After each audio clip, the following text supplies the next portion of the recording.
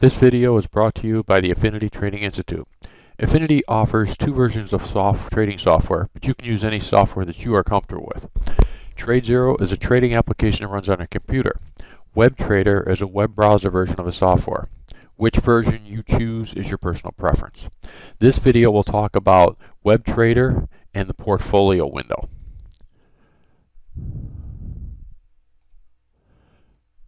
I'm going to close all these windows that are open so that we can concentrate on the portfolio.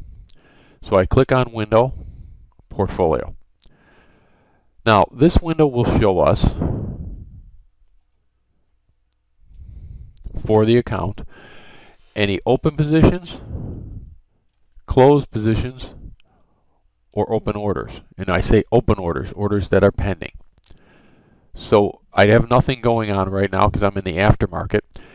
So if I had a position open, it would show me the symbol, the type of order, expiration, the quantity, the entry point, what its last was, my profit and loss. So if I had 100 shares and I was up 20 cents, I'd show a profit of $20. And it'll show you the percentages. If I want to see my closed positions, I simply click on the Close tab, and it will show me the closed positions. So the same information, what the symbol was, the expiration, the strike price, the quantity, the entry, and the close price, and then how much gain you realized, or gain or loss, hopefully gain. Finally, the Orders tab. What this shows me is if I have any pending orders. Okay, notice I click on the Orders tab. The same information, but it will show up that you're executing a trade. It's open. So for example, let's assume I traded 100 shares of a stock. I went long and I bought 100 shares of Apple. And I wanted to put a stop order in. I bought 100 shares of Apple, let's just say at $100 for nice round numbers. But I wanted to put a stop of $99. So it went down $1, I wanted to stop it. So I would come in, let me open up a level 2 window. Now it's aftermarket, so it really won't matter. But I could put in an order.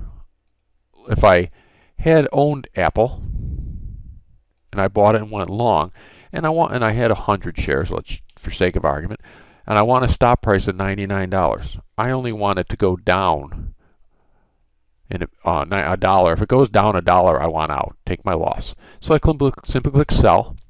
I'll get the confirmation order window up, and if I want to sell 100 shares of Apple for $99, and notice it's a stop order.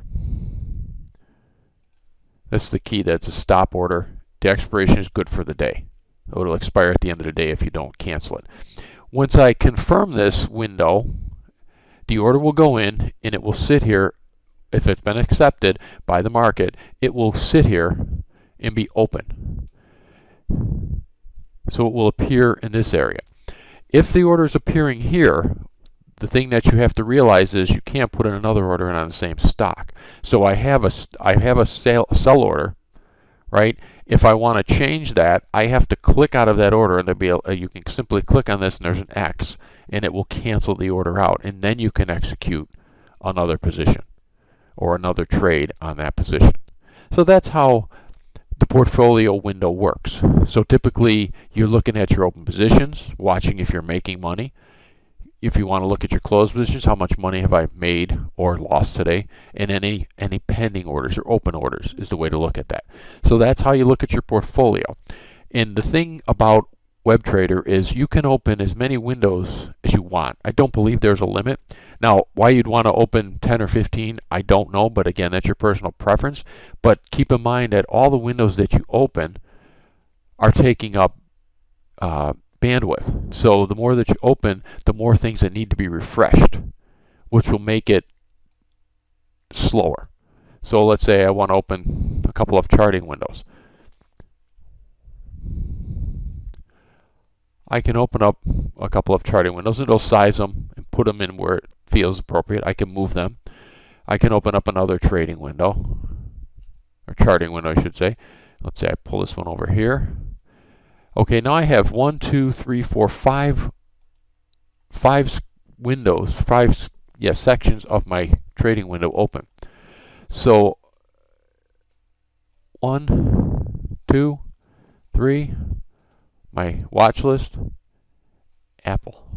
So I have 5 windows open. So as I refresh, it has to refresh each one of those. So that slows it down. So what you want to do is keep in mind, open up what works for you, and then watch the speed and find out what's comfortable for you.